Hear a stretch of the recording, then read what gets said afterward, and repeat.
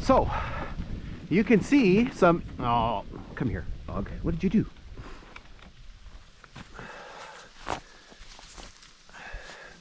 She decided to roll on the ground and ripped off her vest. Okay.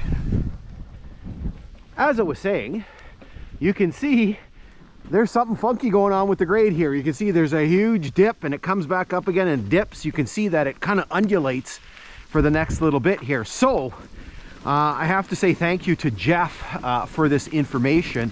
We're going to work our way down here into this really low spot here, and then I'm going to tell you what happened.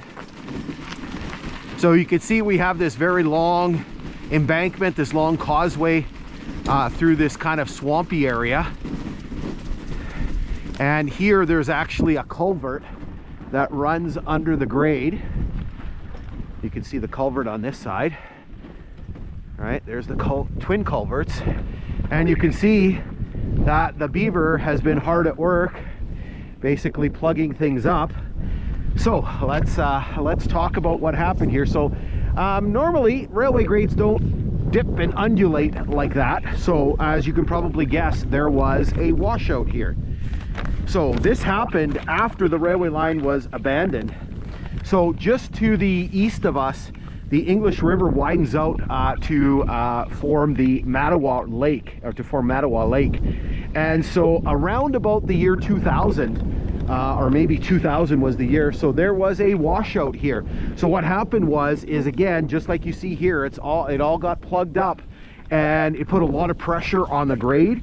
And according to Jeff, there was a work crew working here on this when the grade let go. Okay, so I couldn't imagine literally working on here and the thing just gives way. That's you need to check your pants after moment, because that would just be absolutely terrifying. So obviously I'm guessing this is the spot where the major part of the damage was, but guessing by this, there was a lot of damage that was caused, because I marked this on the GPS. It's about 1,000 feet from there, from where the grade starts to come down to where it resumes back up again there. So quite likely there was a lot of damage that was done as a result of that washout. So we're going to pause here for a second. We need to get the dog some H2O. We're going to try to get the dog some water at the other end here, where maybe it's not as steep. She's trying to go down there, and then she starts to hesitate because it's steep. There's a really sorry looking telegraph pole.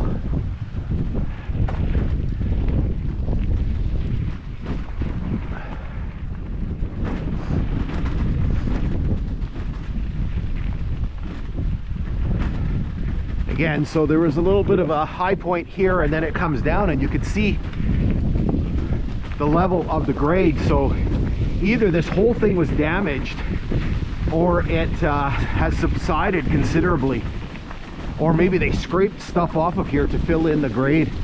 Another telegraph pole there. So that could have been a possibility, that basically they took the piece off of this to fill in the damaged portion.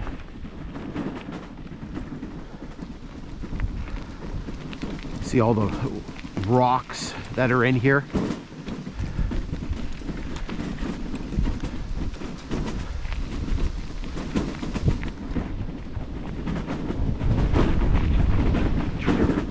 Banging and smashing here without the dog in it. Oh, partridge.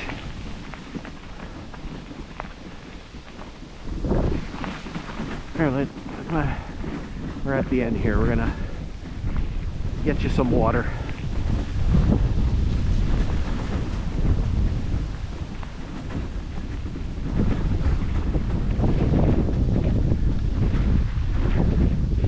Okay, we're gonna hold up here for a moment and see if we can get Luna a drink. So, got the dog some water. Back in action here. We got to be getting close. The bike GPS says we've done 26.73 kilometers.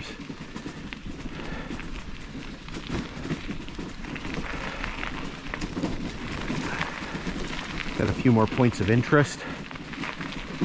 before we get to our ending point. Actually, our ending point is a point of interest. So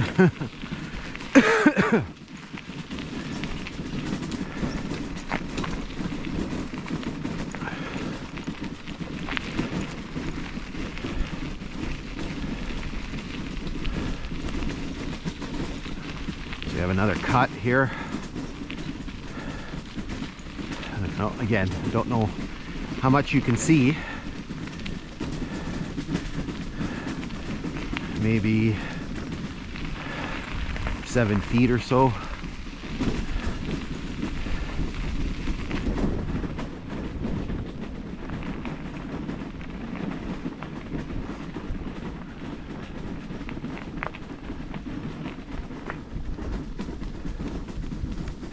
A little bit higher here.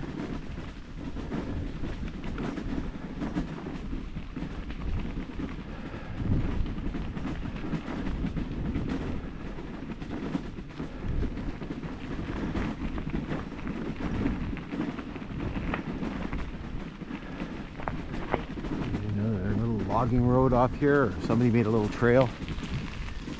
So this cut continues. There's a partridge.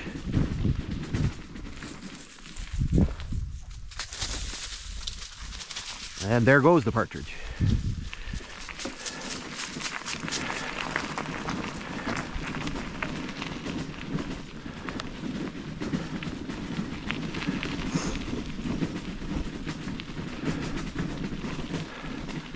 A little bit of rock work in here.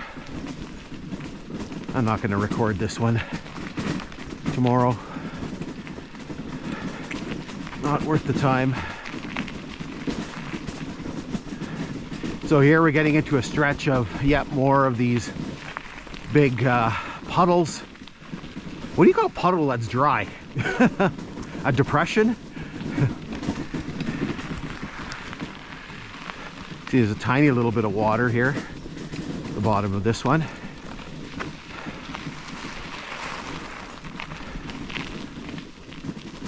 Oh, I'm very warm here with the 2 layers on.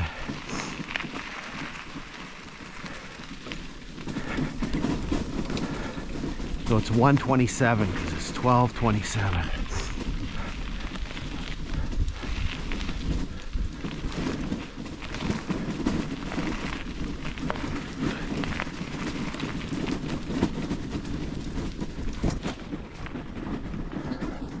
This is our big puddle up here. I think so.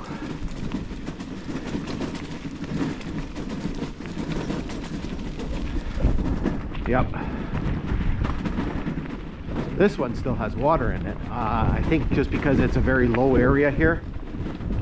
And you can imagine there's quite a bit of water in here.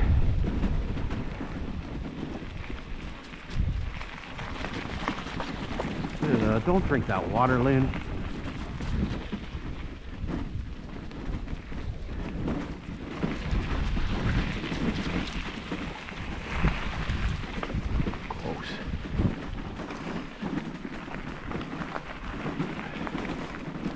Okay, get some water. She stepped in the puddle and I think it was like way deeper than she thought it was.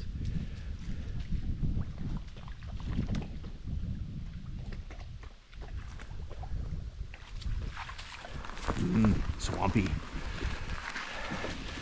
So I might record this one tomorrow. It's pretty long cut here. See, it's kind of mucky and still at the bottom.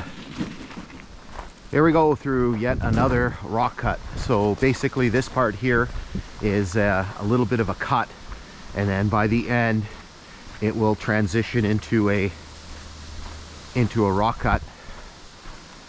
You can see the usual depressions in here where the grade gets kind of pounded into holes here. Usually they're filled with water. You can see there's a little bit of water, there's some muck at the bottom of the hole.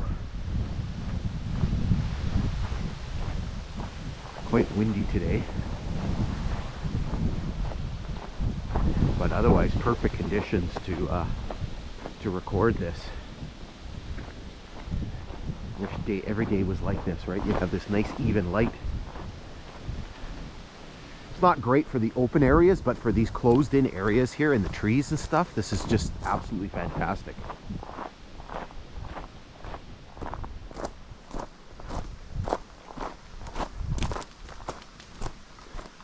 So here you can see the cut gets a little bit taller, especially on the west side here. And we start getting into some rock work.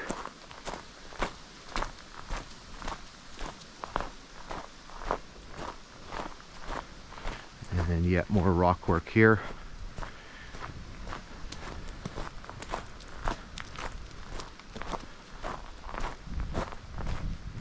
You can see it's not particularly high, maybe it's about 3 feet high or so here. There's a telegraph pole down there.